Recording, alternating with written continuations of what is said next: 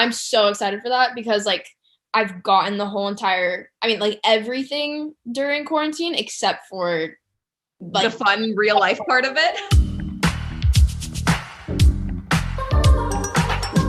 Hello, everyone. It's Jaclyn. We have the one and only Claire here today. Welcome, welcome.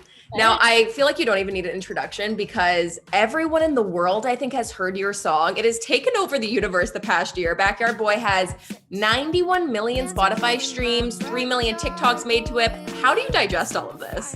I mean, I don't know. It's just really strange. I don't, is the thing. I just like don't really pay attention to it. And yeah, it's just literally not easy to comprehend, I guess. So it's weird. Take me back to the beginning. How did this all happen? So I mean, I've been doing music stuff with my family forever. And then it got to the point where I wanted to do stuff on my own. I don't know, I started experimenting with my sound when I was around like 14, something like that. And then I feel like, I mean, I didn't start really releasing anything till literally, I mean, like the first real project that I released was that EP with Backyard Boy in it, and then everything just like went crazy. But I mean, I've been like involved in music with my dad and all that stuff ever since I can really remember. Like my entire childhood was him producing and composing in the studio and all of that. So it's been crazy, but I don't know. I'm so grateful. It's amazing. Such a whirlwind. I feel like it definitely kept you busy during quarantine. If there's a silver lining, it's like, well, at least you had the most incredible year that you could have during some bad times. No, literally. I mean, I was so lucky because I mean, I feel like it was honestly one of the best years of my life. Obviously, there was a lot of like change and there was a lot of stuff that did suck, but I mean, I feel like for the most part, it was one of the greatest years for me, I guess, which was insane. And I don't know, I'm just really lucky to be able to have that experience or been able to have that experience. So yeah, for sure. I feel like it's also so easy to forget that you were literally only 17. Are you still like navigating school while doing all of this and having this like full-blown career now? Well, I'm supposed to be doing school. I am 17. I am supposed to be a senior this next upcoming year, but I mean, I feel like I kind of forgot about it a little bit. So technically I'm still in high school. Don't really do anything at the moment because it has been like, I don't know, it's definitely been a whirlwind. And like when everything was happening, it was just like bam, bam, bam, bam, bam. And I was like, whoa, what's going on? I don't even know what's happening. So I don't know. I'm technically in school, yeah. This is like social studies or like English. Like this could be something. We can count this as school hours if we need to bank some hours. My parents do. And I've been homeschooled for such a long time. And I mean, like, I know that this is what I want to do. And I know that it's what I'm going to be doing. So, I mean, it's got to count for something. Like public speaking, come on.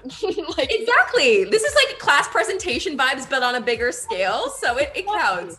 That's so funny. So you were saying you're homeschooled. Have you found, I mean, I'm sure it's been different because we have been locked down for so long, but do you notice attitudes or people around you have changed now that your world has kind of changed? I'm sure seemingly you've stayed the same, but things can get weird when you get an influx of success. How has that been for you? I mean, I feel like before everything happened, I already had established like a really great group of friends, and I had just like a lot of solid people in my life ever since I was super little. And like I still have like my childhood best friends who are like my best friends, and so Aww. I've really been blessed with that. But I mean, I've definitely experienced like some weird things and just like people who I wasn't like really good friends with, or people who I like kind of know and stuff, and like I don't know, them kind of hitting me up out of nowhere and being like, hey, like, hey girly, how's it going? You're like like bestie, blah blah blah, and I'm like, bro, I don't think we've ever even hung out, so I don't know what you're talking about. But I mean, like, I don't know, it doesn't really affect me because I already know who my true friends are, and I have like a really good solid group of people around me, and my family is really solid. So I don't know, I just have a really grounded family kind of thing going on. Totally. So having a good support system, I feel like definitely helps. But you do have this like ease of just the way you carry yourself, and you're just so comfortable, whether it's like sharing online, like you talk to the camera, like it's, oh, oops, the camera was recording, I didn't even know it was there. Like you have this sense of like comfort that's so almost unheard of for someone at your age. How do you feel so comfortable online and sharing so much? Is it not looking at the numbers and not getting in your head about it?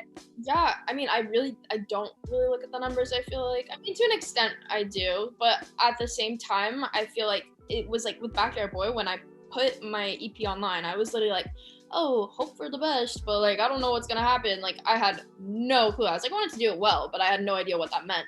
And then that happened, and it was like I didn't even see the numbers for a while until it had like 700K videos under it on TikTok and stuff. So it was like, I don't know. I feel Wait, you're telling me you didn't even open the app until it just blew up? No, like I was teasing it on TikTok. I dipped off of TikTok because I was like, okay, I already teased it, whatever. I don't know what's gonna happen. I didn't know that I should like keep promoting it because I was like, I don't know. I was like, no, I don't want to promote more stuff on TikTok. I was kind of just like, I've already done what I've done. And then I was getting DMs and texts from friends, and I was like, yeah, right. And still didn't check it. And then I kept getting more, and I was like, okay. And then I got back on TikTok, and it was like every other video, and I was like, oh shit. Or I don't know if I can say. It's okay. It's YouTube. We can say anything here. And I was like, okay, like this is actually real. So I don't know. I was like, okay.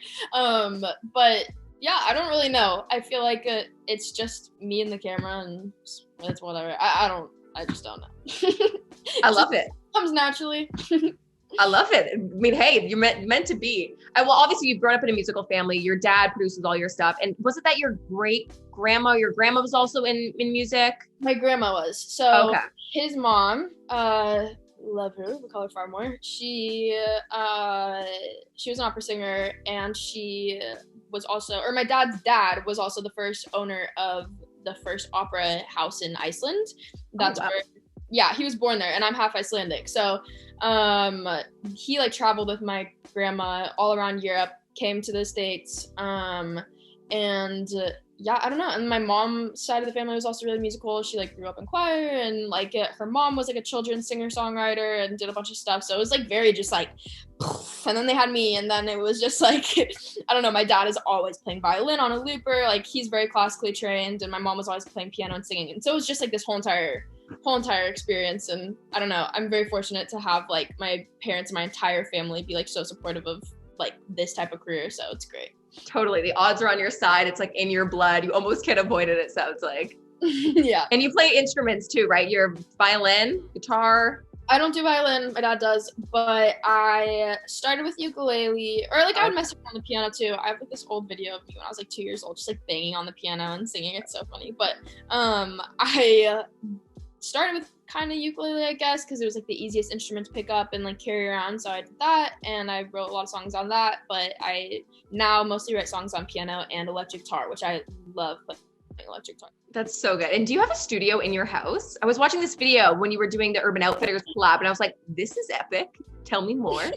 Yeah, so since my dad has been composing and producing for a really long time, it was just like convenient for him to make a space, and I don't know, I think they like turned half of our garage into a studio space and made it actually really cool. And so now we have a studio in our house, and we've been in this house for such a long time. So yeah, I do have a studio in my house. It's like the best thing though, because I can like wake up and then I go downstairs and studio. So it's also like a comfort zone. Like there's no change of scenery, like there's no exterior things that could make it go wrong. It's a safe place, and hey, you got your dad there to produce for you, and it's so nice. How does that work out? Like, I'm curious. Like, I know you guys seem to get along so good, and I'm like, I'm sure it's great because you can be so candid and honest, and you know he's got your best interests in heart, and ultimately you're both striving to create, you know, you have a common goal. Totally. But I know sometimes being with family 24/7 cannot always be rainbows and sunshine and butterflies. Do you guys ever have creative differences? How does that play out? Oh my God. All the time. We are so far from perfect, because we're very similar, like we have very similar personalities, and so we're both very like strong-headed, stubborn kind of people, and so if we like collide, we definitely collide sometimes, but when we work together, it's like it's great. But I mean, I don't know, it's up and down. Like there's definitely times where I'll go in the studio and like I'll disagree on something very strongly, and then I'll be like, never working with you again, and I walk out of the studio, and then I come back in and I'm like, okay, let's do the next verse. Like it's like, so I don't know, a roller coaster. But at the same time, it's like he does really respect my opinion and like my input on things, which is super important, because like even though I'm his daughter and I'm 17 and he's been in the industry for a really long time, he like knows that when I like, or like writing is my strong suit and all that stuff, and like I know how to like speak to my audience and like our generation and stuff. So he's like very trusting of that, and he actually like, I don't know, he values everything that I say. And most of the time, if I'm like, I don't like that, he's like, okay, like I totally understand that, let's like switch it out, what do you want? And so honestly, we have like a really good communication system, and it's great. And it's like great because he's had like, I don't know, he has a really like long background in it, and then I have like my whole entire, I don't know, I'm just like of this generation right now, which is great. Totally. So, Well, you're good at what you're good at, and he's good at what he's good at. And what are those like kind of conversations over? Is it normally things like lyrics, or is it like, oh, you added in this snare drum here and I hate it? Like, is it anything?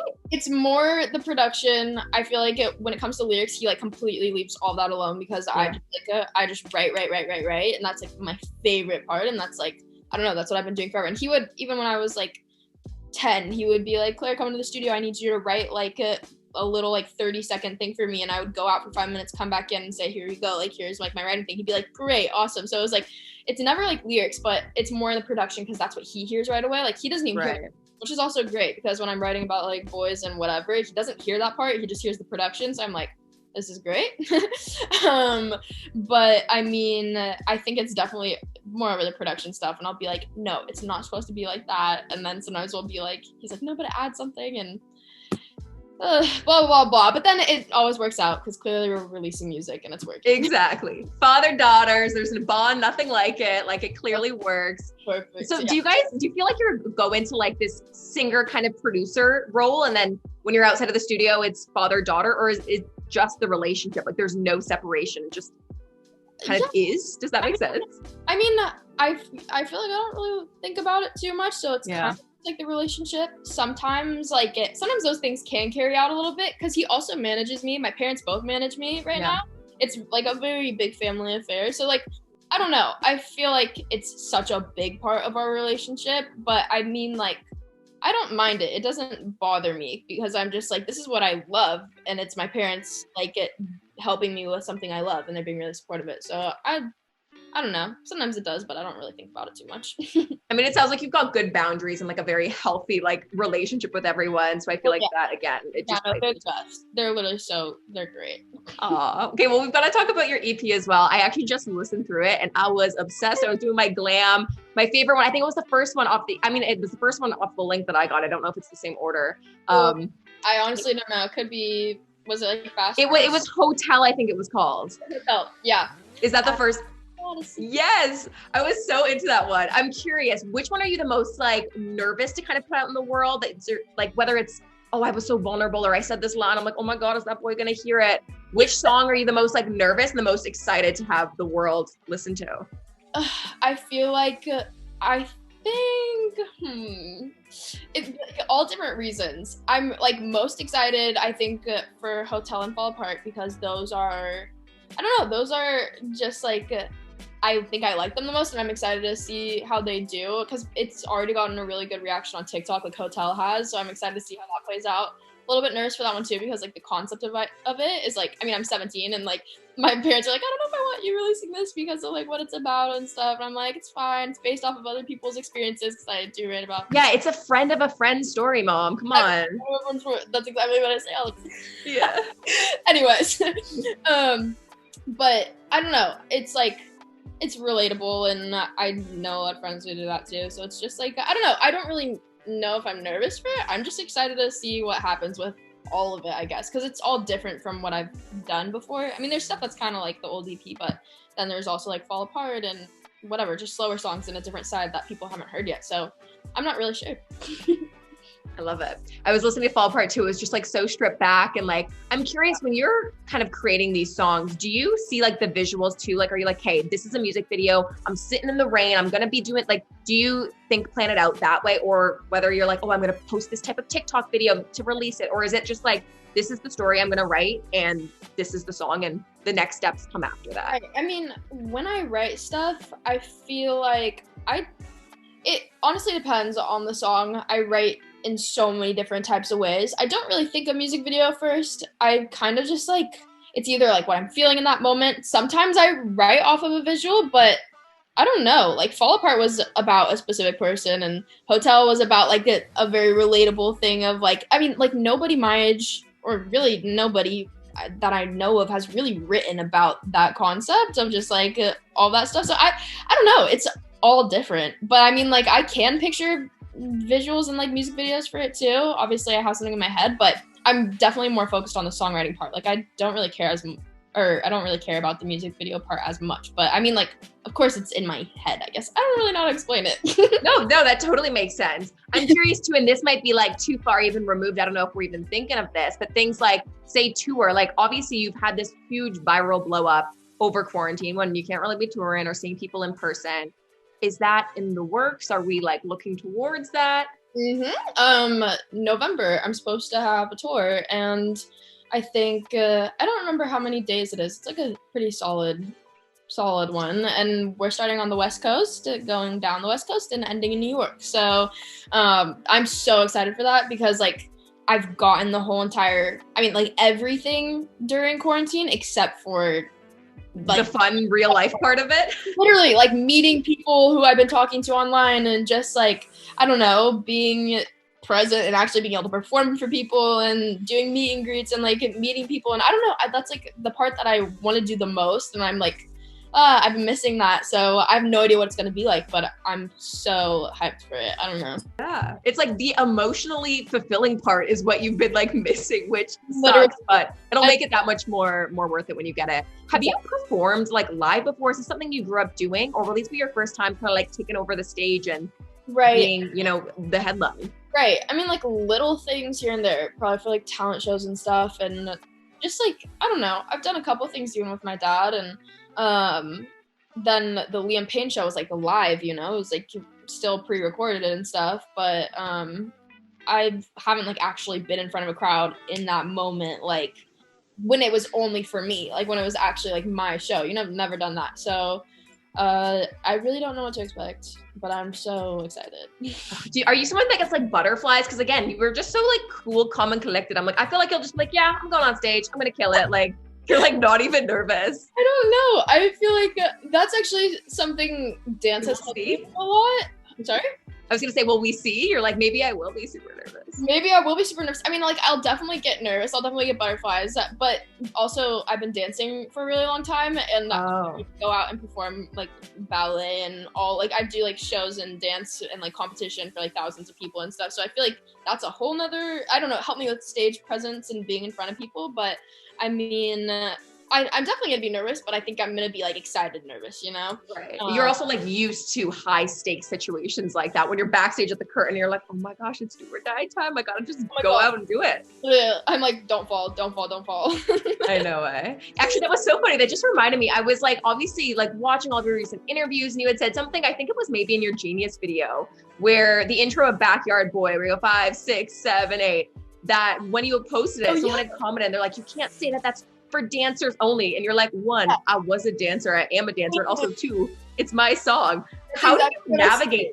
Like, yeah, like what, how do you react to this? Like, I was like, bro, I literally saw the comment, and it's funny because I thought that I was gonna be like a dancer before music because I was so passionate about it. Like my parents, like when they figured out I was passionate about dance and like I was doing good at it, and so they were like, okay, we'll homeschool you for that. I was dancing during school hours, like 24 plus hours a week. I was like, my feet were dying. They would buy point shoes after point shoes after point shoes for me. I was doing competitions. I was performing. I was doing just like everything, and summer intensives. And then I was just like, yeah, that was going to be my life. And it's still kind of, I don't know, like COVID hit. So I kind of stopped and music hit and whatever. But I was just like, this is so funny because all my friends barely knew that I like liked music or like doing music. They all like knew like Claire does ballet, like Claire dances. Like, that's how all my friends knew me. And then I saw that comment, I was like, this is so funny. It's just like switch. You're like, I've earned it. And also I can say it regardless.